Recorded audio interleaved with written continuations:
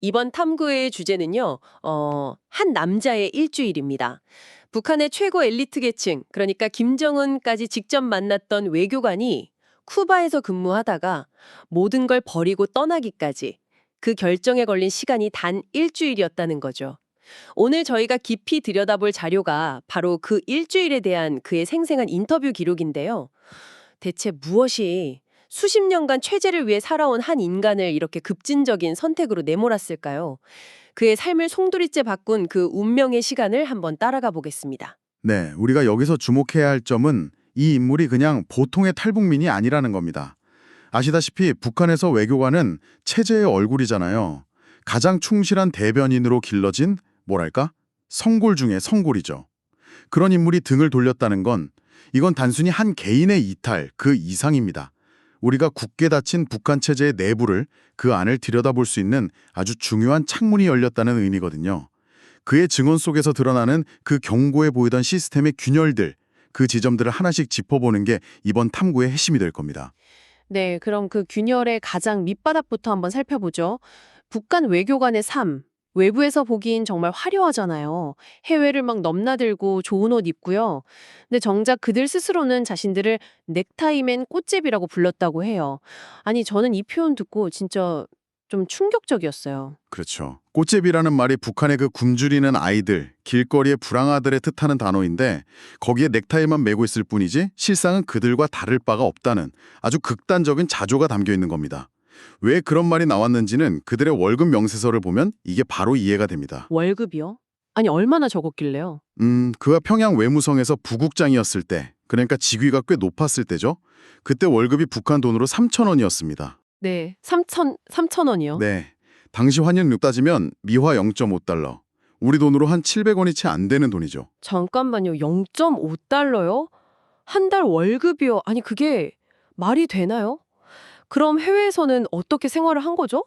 쿠바 찬사 시절에는 500달러를 받았다고는 하지만 이것만으로도 생활이 불가능했다고 하던데요? 맞습니다.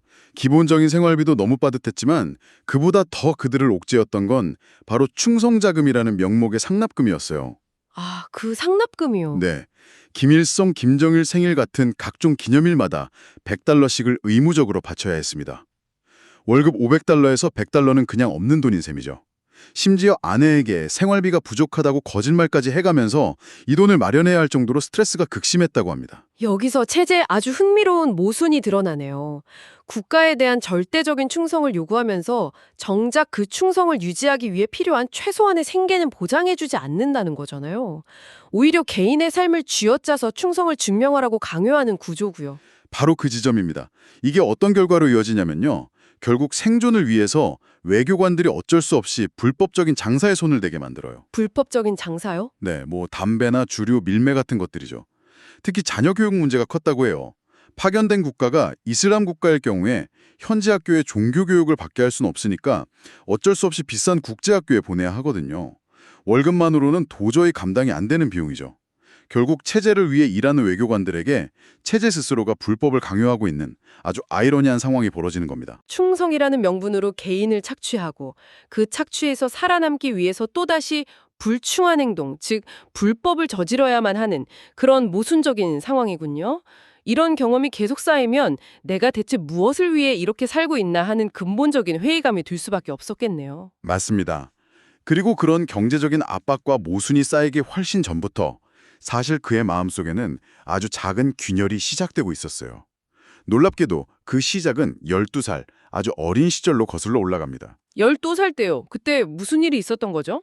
아버지를 따라서 알제리로 가게 됐는데 아버지가 당시 월급 250달러 중에서 무려 150달러를 아들의 학비로 쓰면서 프랑스 학교에 보냅니다. 정말 엄청난 투사였죠. 그런데 학교 발표 시간에 평양 산원에 대해 소개를 하면서 북에서 배운 대로 위대한 수령 김일성 동지께서 지어주신 뭐 이런 식으로 발표를 한 겁니다. 아, 상상이 가네요. 어린 마음이 얼마나, 자랑스럽게 발표했겠어요.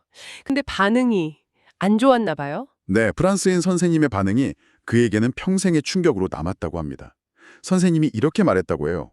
소개할 게 그렇게도 없니? 산원은 세상 어디에나 있단다. 너희 수령은 산원 건설 같은 일에 시간을 쓸 만큼 한가한가 보구나. 와, 이건 단순한 비판을 넘어서는 발이네요.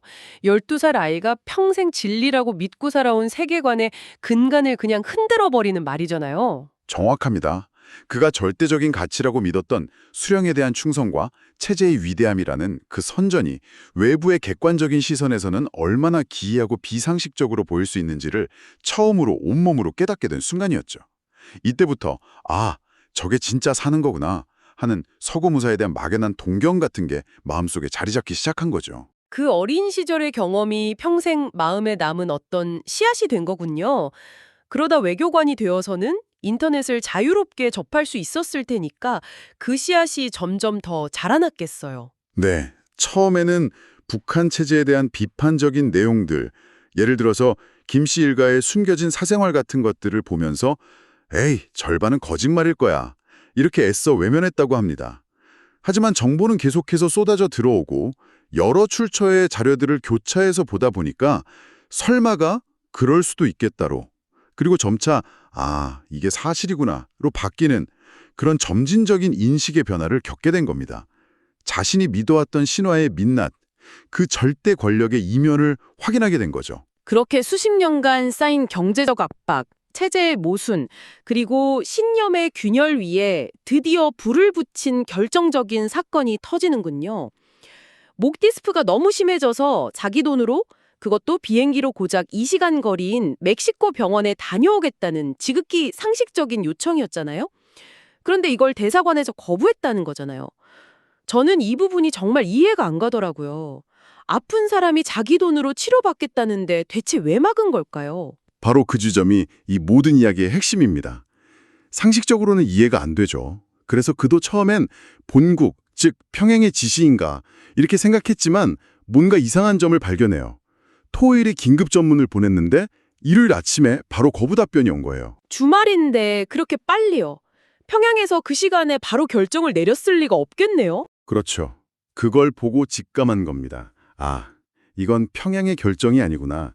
대사나 아니면 나를 시기하는 동료 선에서 개인적인 감정으로 나를 괴롭히는 거구나. 심지어 불과 몇 주 전에는 다른 동료가 비슷한 사유로 멀쩡히 멕시코에 다녀왔거든요. 국가적 차원의 억압은 평생을 참고 견뎠지만 이런 사소하고 모욕적인 개인의 갑질은 더 이상 견딜 수가 없었던 겁니다. 이제 퍼즐이 맞춰지네요. 이건 이념의 문제가 아니었군요. 평생을 국가에 헌신한 자신을 고작 동료의 시기 질투나 상사의 감정적인 결정 하나로 헌신짝처럼 내팽개쳤다는 그 배신감, 그게 폭발의 방아쇠가 된 거군요. 맞습니다. 그가 이 순간을 뺨 맞고 싶었던 사람의 뺨을 때려준 격이라고 표현했어요. 이미 떠나고 싶은 마음이 가득했는데 제발 나 좀 때려줘 하는 심정이었는데 대사관이 그 명분을 완벽하게 만들어준 셈이죠. 이 모욕적인 사건 이후 그는 단 일주일 만에 모든 것을 버리고 떠나기로 결심합니다. 그리고 그 탈출 과정은 정말 한편의 첩보 영화를 방불케 합니다. 모든 타이밍이 기가 막히게 맞아떨어지죠. 코로나 팬데믹 때문에 오랫동안 쓰지 않아서 만료됐던 여권을 마침 새로 신청해둔 상태였는데 탈북을 결심하고 실행에 옮기기로 한 바로 그날 오전에 기적적으로 새 여권이 도착했다고 합니다. 정말 하늘이 도왔다고밖에 할 수 없는 그런 타이밍이죠. 만약 그날 여권이 도착하지 않았다면 모든 계획은 아마 수포로 돌아갔을 겁니다. 그는 일부러 DHL 사무실에 늦게 가서 여권을 찾았다고 해요. 빨리 찾으면 규정상 바로 대사관에 반납해야 하니까 시간을 벌기 위해서였죠. 그리고 집에 와서 아내와 아들에게 상황을 설명합니다. 나 이제 떠나려고 한다. 같이 가줬으면 좋겠다. 상상만 해도 숨 막히는 순간인데요. 네, 그 말을 들은 아내와 아들은 30분 동안 아무 말도 하지 않았다고 합니다. 그 30분이 수십 년처럼 느껴졌겠죠. 그리고 침묵이 끝난 뒤에 두 사람은 아무 말 없이 조용히 함께 짐을 싸기 시작했습니다. 그 어떤 말보다 더 무겁고 단호한 동의의 표현이었을 겁니다.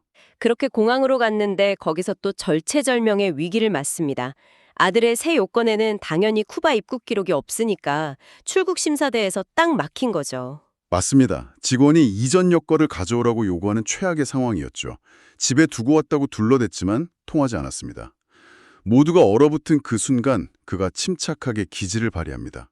이름으로 이전 출입국 기록을 조회해달라. 그러면 똑같은 인물 정보가 나올 것이다. 다행히 직원이 그의 요청대로 처리해줘서 가까스로 위기를 릅니다. 그 짧은 순간에 그가 느꼈을 공포와 가족을 지켜야 한다는 압박감이 정말 고스란히 전해지는 대목입니다. 하지만 진짜 악몽은 경희지 공항에서 시작됐습니다. 망명을 신청하려 했지만 현지 당국이 그들의 망명 신청을 거부하고 가족을 강제로 쿠바행 비행기에 다시 태우려 한 겁니다. 아내와 아이가 건장한 현지 관리들에게 양팔을 붙들려서 비행기 게이트로 질질 끌려가는 상황에서 그가 할 수 있는 건 아무것도 없었다고 해요. 그야말로 모든 희망이 사라지는 순간이었겠죠. 바로 그때였습니다. 모든 것이 끝났다고 생각한 그 순간 기적처럼 한 사람이 나타납니다. 대한민국 대사관 관계자였죠. 그 관계자가 다가와서 끌고 가려는 현지 관리들에게 아주 짧고 단호하게 한마디를 던집니다. 이 사람은 대한민국 헌법에 따라 우리 국민입니다. 지금부터 우리가 보호합니다. 와, 정말 영화의 한 장면 같은데요. 그 한마디에 효과가 있었나요? 놀라웠다고 합니다. 그 말이 떨어지자마자 조금 전까지 위협적으로 그들을 둘러싸고 있던 현지 관리들이 마치 바퀴벌레 흩어지듯 순식간에 사라졌다고 해요. 그는 그 순간을 신을 본 것 같았다고 회상했습니다. 국가의 보호란 무엇인지 대한민국이라는 이름이 가진 무게를 온몸으로, 온 세포로 느낀 순간이었죠. 듣기만 해도 소름이 돋네요. 이건 다른 탈북민의 이야기와도 좀 일맥상통하는 것 같아요. 대한민국 여권을 처음 받고 첫 장에 적힌 문구를 보고 펑펑 울었다는 분들이 많잖아요. 대한민국 국민인 이 사람이 지장 없이 통행할 수 있도록 하고 필요한 모든 편의와 보호를 베풀어 주실 것을 모든 관계자 여러분께 요청합니다. 평생 국가로부터 보호받지 못하고 착취만 당하던 사람에게 이 문장이 주는 안도감과 그 무게는 우리가 상상하는 것 이상일 겁니다. 맞습니다. 체제의 최상층 엘리트에서 모든 것을 버린 탈북자가 되기까지 그의 여정은 결국 거창한 이념이나 사상이 아니었습니다. 자신이 평생 바친 충성과 헌신에 대한 최소한의 존중도 받지 못했다는 그 배신감, 아주 인간적인 감정에서 모든 것이 시작된 거죠.